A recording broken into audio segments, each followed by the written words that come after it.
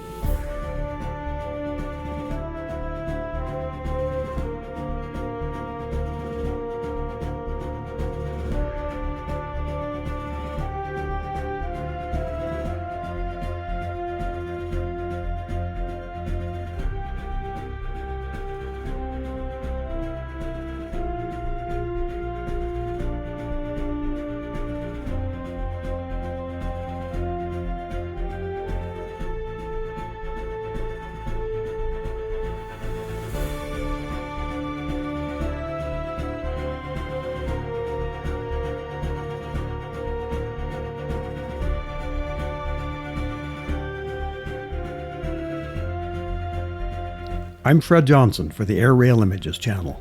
Give this video a thumbs up and you will help it on its way through the YouTube system. We have more than 2,300 videos on the Air Rail Images channel. Take a look. We think you will find more films and videos on Air Rail Images you will enjoy.